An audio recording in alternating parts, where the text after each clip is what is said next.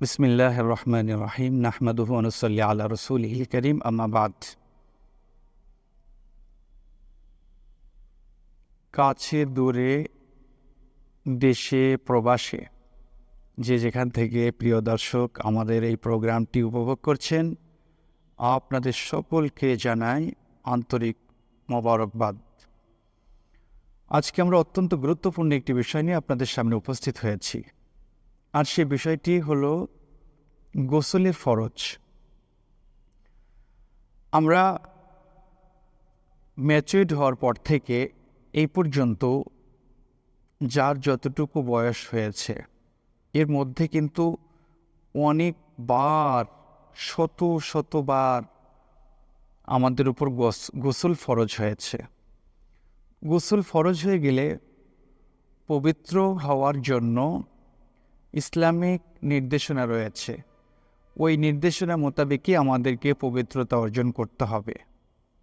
যদি আমরা সেই নির্দেশনা বাদ দিয়ে আমরা 2-4টি দামি দামি সাবান, দামি দামি শ্যাম্পু ব্যবহার করে আমরা যদি পবিত্রতা অর্জনের চেষ্টা করি, আমাদের শরীর পরিষ্কার হবে কিন্তু পবিত্রতা হবে না।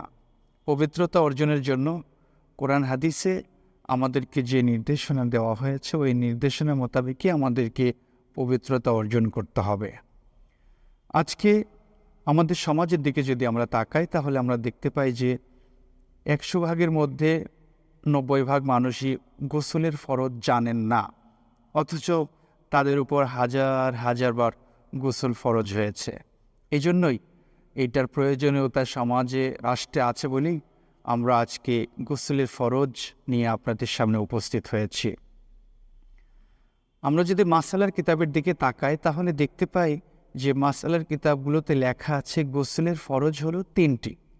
1 নাম্বার হলো গড়গড়ায়া কুলি করা, অর্থাৎ আমরা যখন আমাদের উপর গোসল ফরজ হয়ে যাবে প্রথম কাজ হলো আমাদের ওই যে সমস্ত কাপড়গুলো অপবিত্রতা লেগে আছে ওই কাপড়গুলো আলাদা করে ফেলা। আমাদের শরীরের কোনো জায়গায় যদি অপবিত্রতা লেগে থাকে সেগুলো থেকে পবিত্র করা। আর গোসলের 1 নাম্বার যেটা ফরজ সেটা হলো গড়গড়ায়া কুলি করা, অর্থাৎ মুখের ভেতর পানি নিয়ে মুখটা উপরের দিকে করে পানিটা যখন গলার ভেতরের কাছাকাছি চলে যাবে তখন একটু করলে এটাকেই মূলত বলা হয় গড়গড়া। এইভাবে আমরা পানিটা খেয়েও ফেলবো না, গলার ভেতর অবস্থান করবে, ওই সময়টাকে বলা হয় গড়গড়া করা। তো গোসল ফরজ হয়ে গেলে আমরা যখন গোসল করতে যাব প্রথমত নিজের শরীরে নিজের কাপড় চোপড়ে যে সমস্ত নাপাকি লেগে থাকে ওইগুলো পরিষ্কার পরিচ্ছন্ন করার পরে যখন আমরা গোসল শুরু করব প্রথম কাজ হলো আমাদেরকে গড়গড়ায়া কুলি করে নিতে হবে। 2 নাম্বার হলো আমরা নাকের ভিতর পর্যন্ত পানি পৌঁছাবো।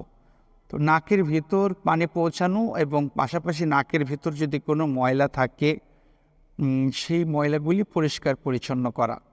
তো নাকের ভিতর নরম মাংস পর্যন্ত পানি পৌঁছেছে কিনা এটা বোঝার একটা লক্ষণ আছে। সেই লক্ষণটা হলো আমরা যখন নাকের ভিতর পানি দিয়ে আমরা টান দিব, ভেতরের দিকে পানি টান দিব, তখন নাকের ভিতর যখন জ্বালা পোড়া শুরু হবে তখন বুঝতে হবে যে নাকের নরম মাংস পর্যন্ত পানি পৌঁছেছে। আর 3 নাম্বার হলো পুরা শরীরকে সুন্দরভাবে উত্তম রূপে ধৌত করা।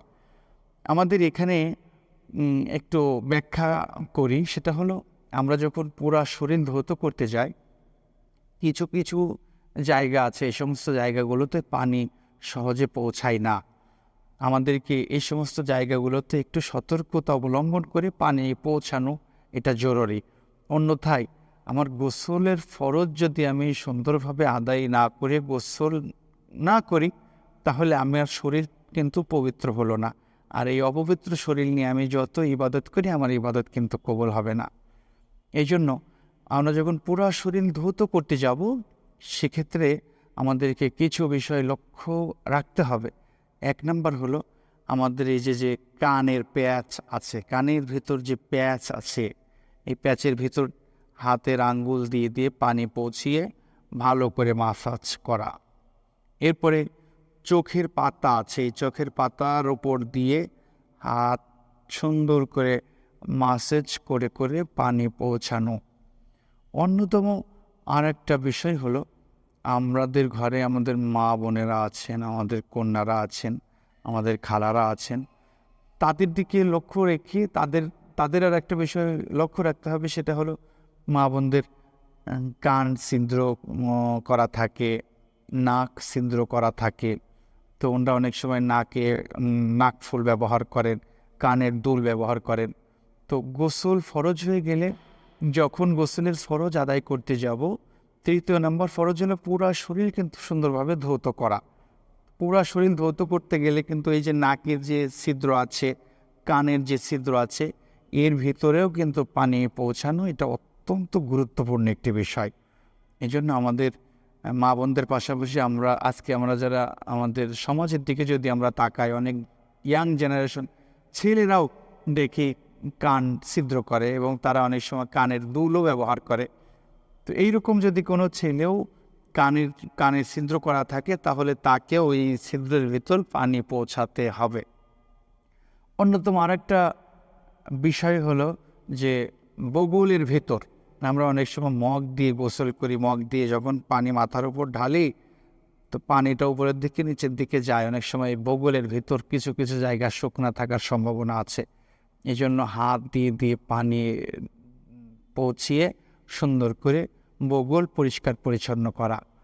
পাশাপাশি আর একটা বিষয় লক্ষণীয় হলো, সেটা হলো আমরা অনেক সময় আংটি ব্যবহার করি। আংটি, তো এটা পুরুষ হোক মহিলা হোক, যখন আমরা আংটি ব্যবহার করি, আংটিগুলো খুলে খুলে এরকম নাড়াচাড়া করে করে এর ভিতর পানি পৌঁছাতে হবে। আর একটা গুরুত্বপূর্ণ জায়গা, সেটা হলো পুরুষ হোক নারী হোক, নাভির ভেতর অনেকে আমরা গোসল করি সাবান দিয়ে, দামে দামে সাবান দিয়ে গোসল করি, কিন্তু নাভির ভেতর আমরা অনেক সময় পানি পৌঁছাই না, যার কারণে নাভির ভিতর শুকনা থাকে। নাভির ভিতর শুকনা থাকলেও কিন্তু গোসল পরিপূর্ণ হবে না এবং এই গোসল দ্বারা শরীর পবিত্র হবে না। এই জন্য পুরুষ হোক নারী হোক, উভয়ের নাভির ভিতরে পানি পৌঁছিয়ে নাভিকে সুন্দর করে পরিষ্কার পরিচ্ছন্ন রাখা। অন্যতম আরেকটা বিষয় হলো আমাদের নিতম্ব, অর্থাৎ টয়লেটের রাস্তা, এই সমস্ত জায়গায় পানি হাত দিয়ে দিয়ে পৌঁছানো। পাশাপাশি আমাদের অনেকের ওই হাত পা যদি ফেটে যায়, বিশেষ করে শীতকালে পা ফেটে যায়, এই সমস্ত জায়গায়ও কিন্তু পানি পৌঁছানো জরুরি। তো আমরা যখন, যেহেতু 3য় নম্বর ফরজ হলো সমস্ত শরীর ভালোভাবে ধৌত করা, অর্থাৎ শরীরের কোনো একটু জায়গায় এরকম খুঁজে পাওয়া যাবে না যেখানে শুকনা থাকে।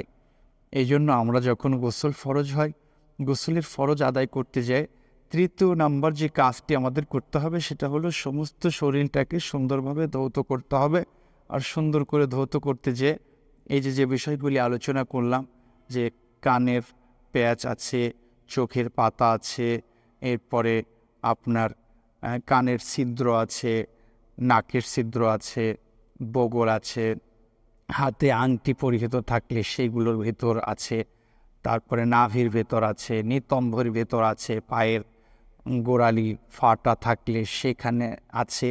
এই সমস্ত জায়গাগুলোও কিন্তু আমাদের খুব গুরুত্বের সাথে পানি পৌঁছানোর চেষ্টা করতে হবে, অন্যথায় আমাদের গোসল কিন্তু পরিপূর্ণ হবে না।